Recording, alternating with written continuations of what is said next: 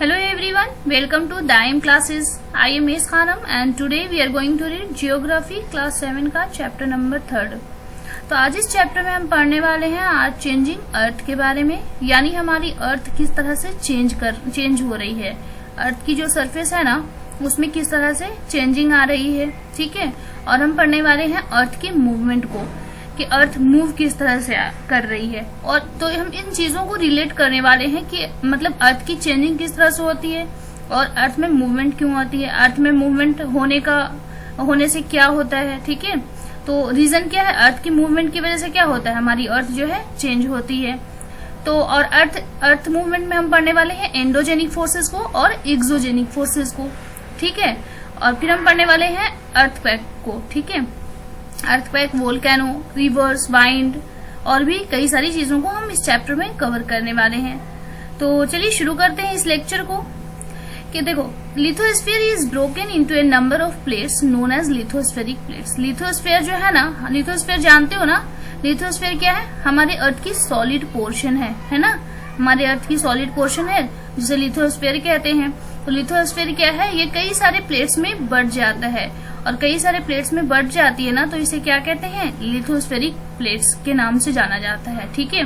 और ये lithospheric plates जो होती है तो it moves around very slowly. ये क्या करती है, ये बहुत स्लोली मूव करती है, ठीक है। हमेशा स्लो करती है बट हम लोग को फील नहीं होती है ना।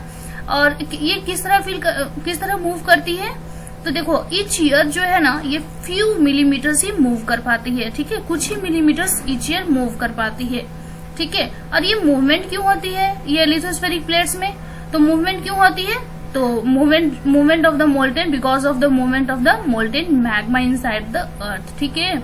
जो लिथोस्फेरिक प्लेट्स की जो मूवमेंट होती है ना, तो ये क्यों होती है, क्योंकि हमारे अर्थ के अंदर जो है मोल्टेन मैग्मा पाया जाता है, ठीक है।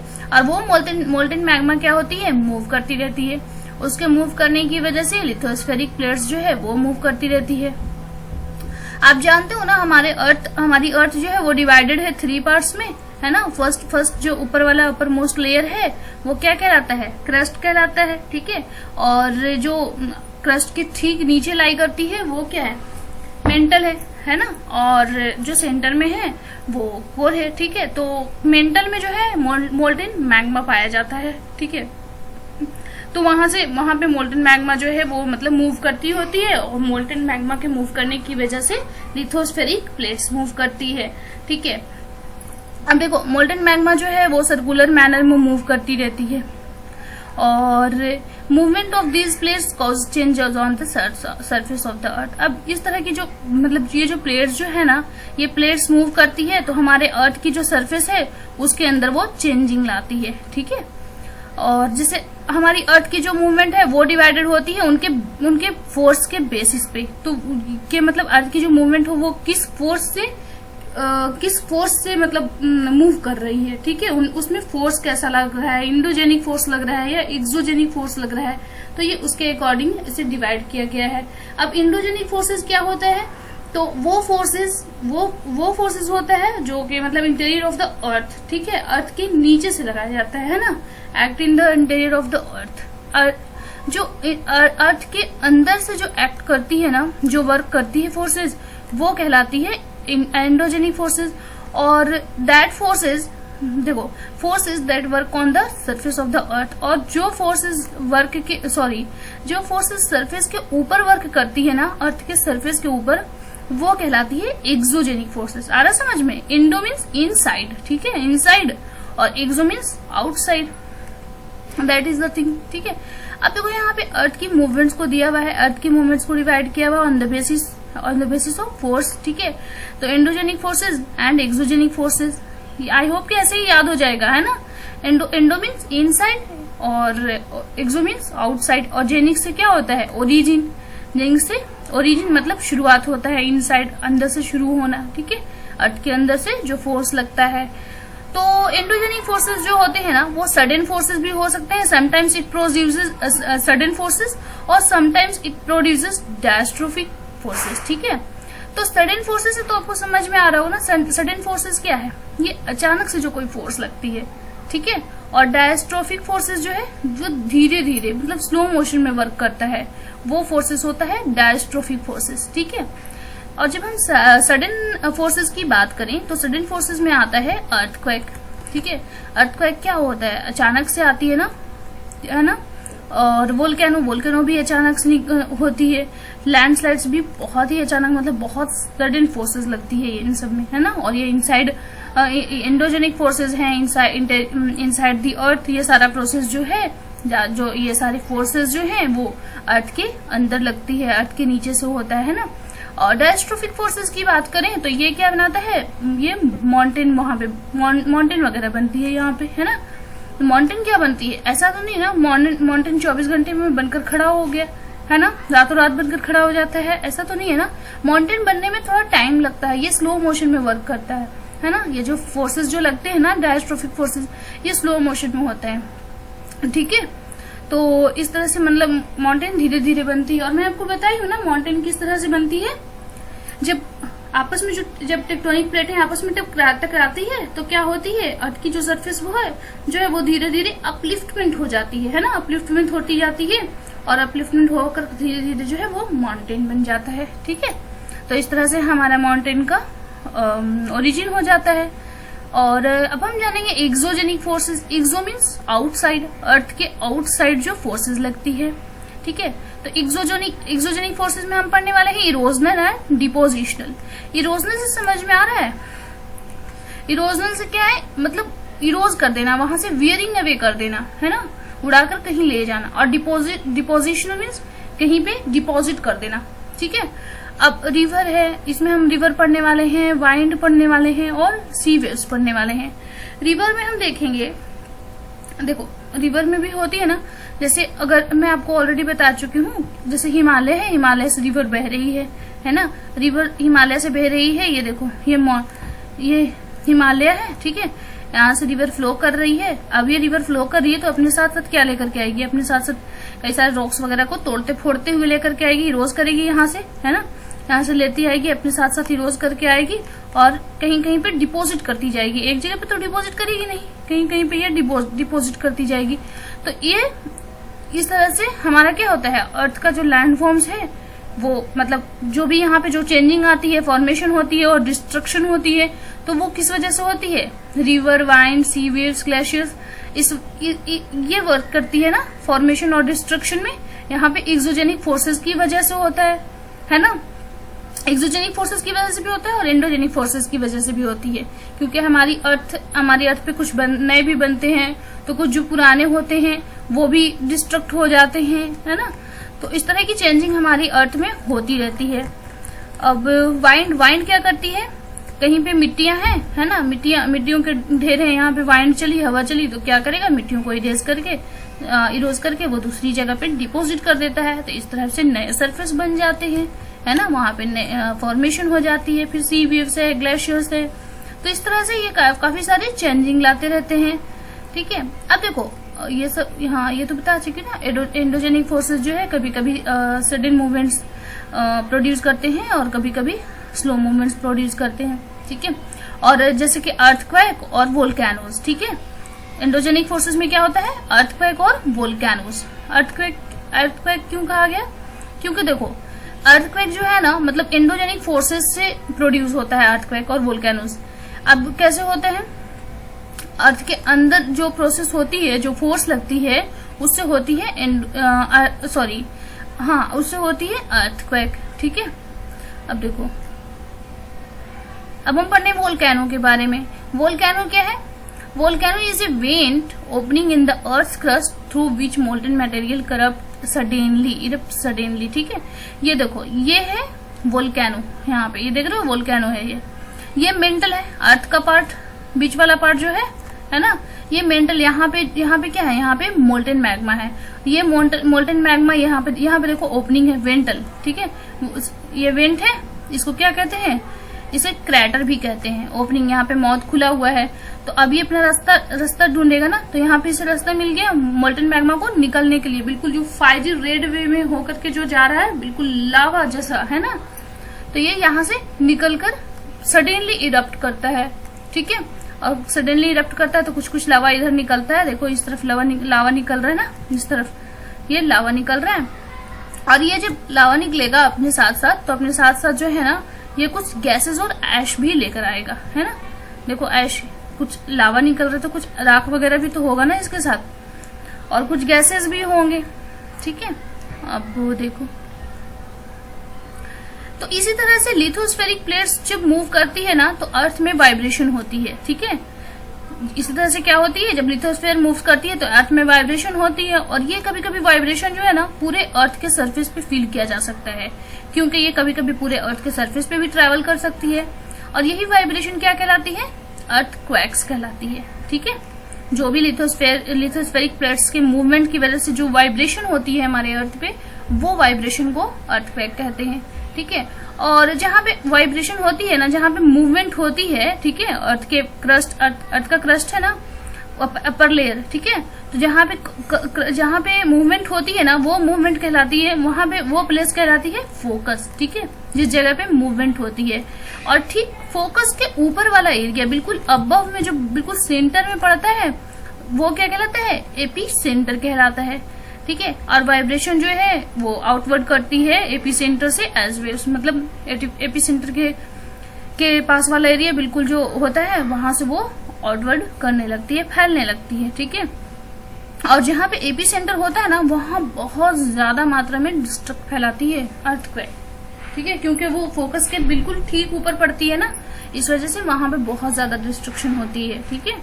ये देखो यहाँ पे आप देख रहे हो, ये जो है ये कोर है, सॉरी क्रस्ट है, ठीक है, ये क्रस्ट है, मिट्टी की जो लेयर है हमारे अर्थ की। यहाँ पे जो है ना, यहाँ पे क्या होता है, यहाँ पे जो अर्थक्वेक आकर्ष होता है, ठीक है, अर्थक्वेक आकर्ष होता है, अर्थक्वेक उत्पन्न होती है। तो यहाँ पे क्या होता है, ये वाला प्लेस क्या कहलाता है, फोकस कहलाता है। फिर जहाँ पे अर्थक्वेक आकर्ष होती है ना, वो फोकस कहलाता है, ठीक है। और ये जो है ये प्रोड्यूस करती है सिस्मिक एनर्जी, ठीक है। ये सारे के सारे इंपॉर्टेंट है, ये सारे आपको याद रखने हैं, ठीक है। It produces seismic energy. और यहाँ पे बिल्कुल ठीक ऊपर वाला एरिया जो है, यहाँ से यहाँ बिल्कुल ऊपर वाला एरिया जाता है, ये क्या कहलाता है, ये कहलाता है एपी सेंटर, ठीक है, फोकस के ठीक ऊपर वाला एरिया, बिल्कुल। और देख लेते हैं इस तरफ क्या है।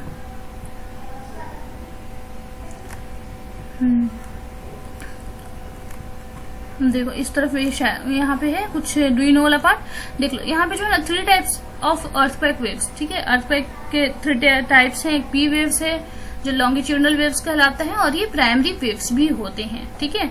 एस वेव्स यानी सेकेंडरी वेव्स, और ट्रांसफर वेव्स। एयर वेव्स जो है वो सरफेस वेव्स हो गया, ठीक है।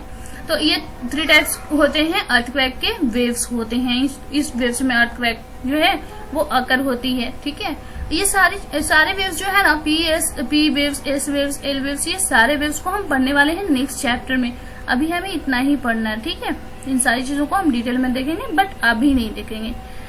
अब वो देखो यहाँ अर्थक्वेक्स क्या है, ये can not be predicted. Earthquake मतलब प्रेडिक्ट नहीं किया जाता, इसकी रोकथाम नहीं की जा सकती है, बट हाँ हम इसके जो डिजास्टर होते हैं ना, जो ये फैला सकता है डिस्ट्रक्शन, इसको हम कम से कम कर सकते हैं, मिनिमाइज कर सकते हैं। कैसे मिनिमाइज कर सकते हैं, हम खुद से बिल्कुल प्रिपेयर्ड हो सकते हैं, पहले से हम प्रिपेयर होकर के रखें, ठीक है। तो उसको हम उसके डिजास्टर को हम कम से कम कर सकते हैं, ठीक है। अब कुछ जो होते हैं ना, मतलब सम कॉमन अर्थक्वेक प्रेडिक्शन जो होता है मेथड्स, वो अडॉप्टेड होता है किसके, बाय मतलब लोकल बाय पीपल। कुछ लोगों के द्वारा जो है मेथड अडॉप्ट किया जाता है, जैसे ट्राइब्स वगैरह होते हैं, वो क्या करते हैं, स्टडी करते हैं एनिमल के बिहेवियर से, ठीक है। अब एनिमल का बिहेवियर कैसा होता है, किस तरह से उन्हें पता चलता है कि ये अर्थक्वेक आने वाली है। तो देखो कभी कभी फिश को देखे होगे, मतलब फिश को देखोगे कभी कभी तो पॉन्ड्स में क्या होती है, बहुत ज्यादा एजिटेट करती है, बहुत ज्यादा उछलती कूदती रहती है ना। और स्नेक्स कभी कभी बाहर आ जाते हैं सरफेस पे।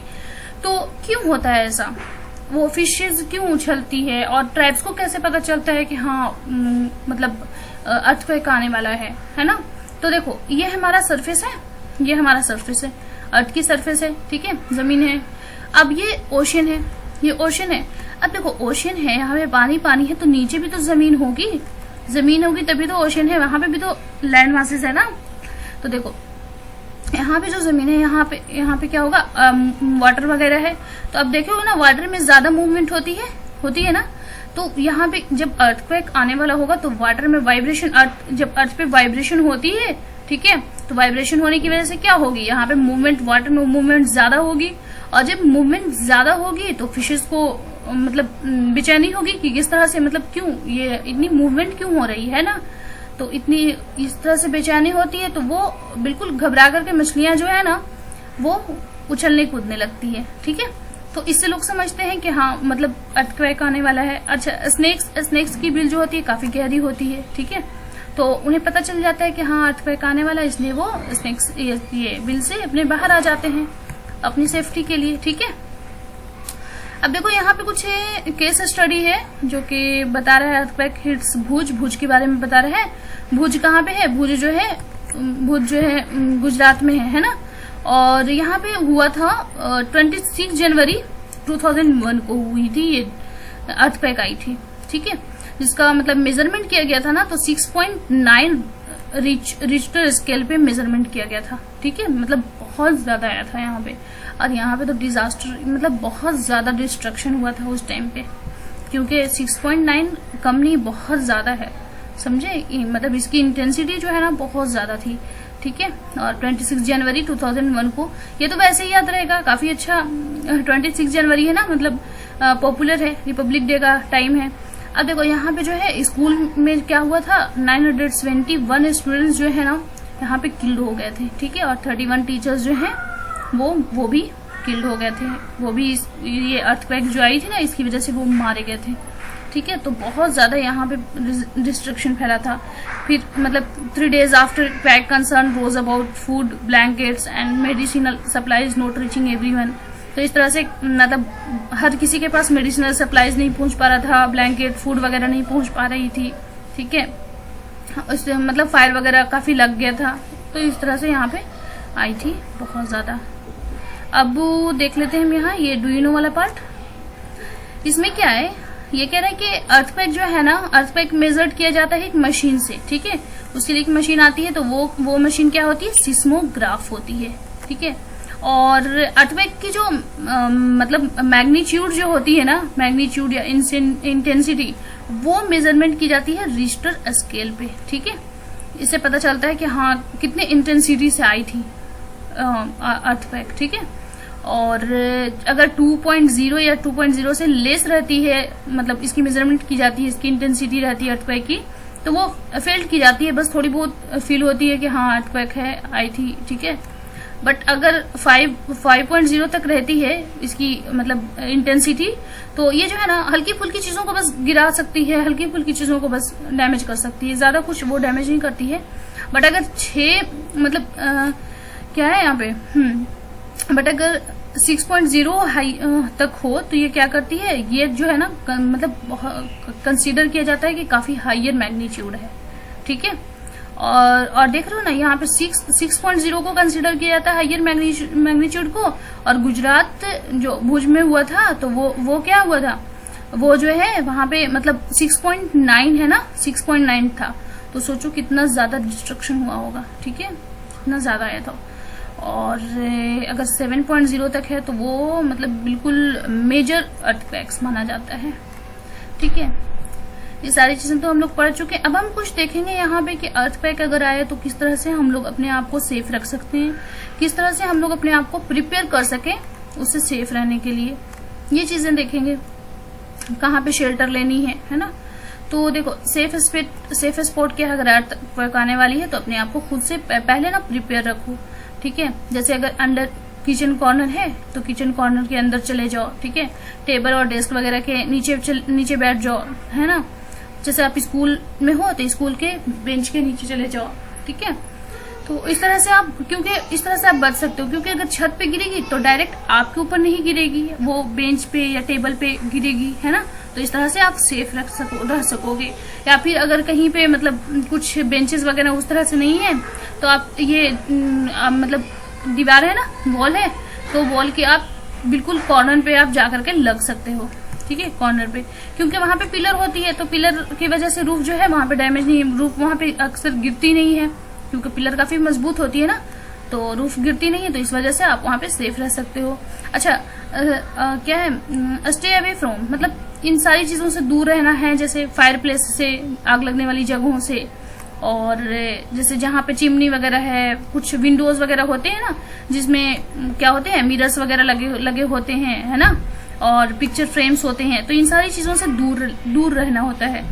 ठीक है, जैसे अर्थक्वेक आता है तो शीशा वगैरह बहुत ज्यादा मतलब फूट सकता है, वो कुछ भी टूट सकता है। ठीक है, और क्या करना है, अवेयरनेस फैलानी है लोगों के अंदर में, जो भी आपकी फैमिली मेंबर्स हैं, फ्रेंड्स हैं, है ना, सभी के अंदर, सभी के पास अवेयरनेस फैलानी है कि हाँ इस डिजास्टर से हम लोग किस तरह से अब खुद को प्रिपेयर कर सके और खुद को किस तरह से इस डिजास्टर से बच सके, है ना, बचा सके। तो चैप्टर आई थिंक काफी लंबा हो रहा है और अभी तो काफी ज्यादा है ना, देखते हैं इतने ज्यादा है, तो फिर लेकर आती हूँ मैं नेक्स्ट वीडियो नेक्स्ट पार्ट में। ठीक है, और उसी में मैं दूंगी आपको क्वेश्चन आंसर, जो भी होमवर्क होंगे उसमें मैं दूंगी। तो मिलते हैं फिर नेक्स्ट वीडियो में, तब तक के लिए बाय बाय, टेक केयर।